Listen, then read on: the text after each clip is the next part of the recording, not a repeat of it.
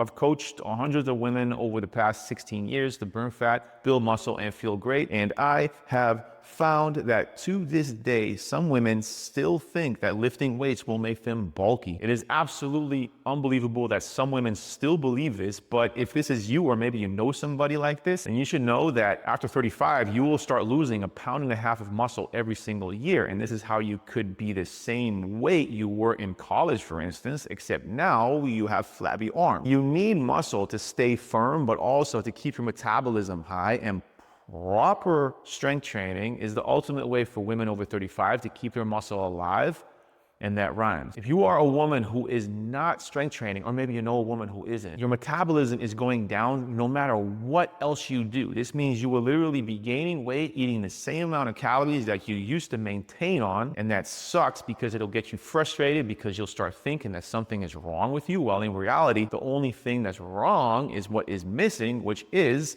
proper strength training. As you approach your 50s, your estradiol type estrogen keeps declining. And this is basically the testosterone for women. It's totally normal and natural for this to happen. But if you want to cruise through life without really feeling the effects of this, then you need that signaling that comes from lifting weights, because it's the only natural way for you to offset the cold sweats, mood swings, and even stubborn belly fat. Speaking of stubborn belly fat, if you do not strength train, you will end up, no matter what, with that skinny fat look, where the number on the scale might say that you're good, but the mirror says something else. Then you get frustrated and you'll end up buying Spanx, and that's a waste of money. Imagine you go take that money and you spend it on some nice shoes instead, that you then go strength train with. Here are 6 things you should know before you start strength training. First is you want to design your entire workout around one big lift. And this one big lift is the meat and potatoes of your workout. This can be a squat, deadlift on lower body day, or a bench press or overhead press or pull up on upper body day. Everything else is designed around that big lift. So the warm up activates all the muscle that you need for the big lift. And the exercises you do after the big lift, they serve to bring up your weak points so you get stronger in the big lift for next time. Second thing you need to know is that you always want to train your backside twice as hard as your front side. So back over chest,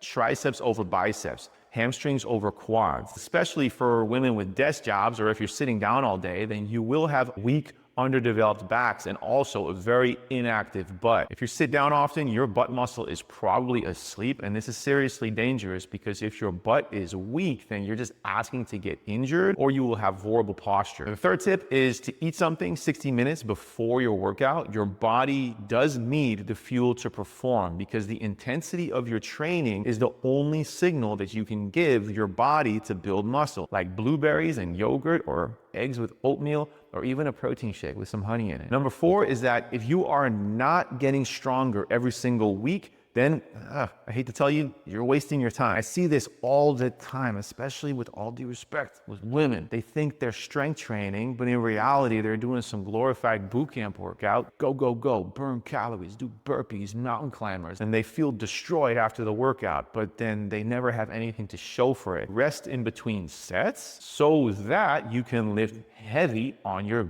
big lifts. This is also why you want to track the actual weights you lift, because cliche alert, what gets measured gets improved. If you just go with emotions, you are giving your body really no reason to build muscle. And again, you're just wasting your time. And speaking of wasting time, most people think that tip number 5 is a waste of time. They think that warming up is a waste of time. Tip number 5 is to warm up properly. Not 5 minutes on the treadmill. I mean actually activating the muscles that are weak from sitting down all day. So I'm talking your butt, your hamstrings, your upper back muscle, and your rotator cuff. The last tip, number 6, is a little bit advanced, but you want to do the exact same exercises for 3 weeks in a row. Track your progress. Boom, boom, boom. And then you want to do 3 weeks of completely different exercises after that. You never want to do the same thing for too long, because your central nervous system actually adapts way faster than you think. And this is where people hit plateaus and they do stupid things like even more cardio, or some people just quit altogether and then they end up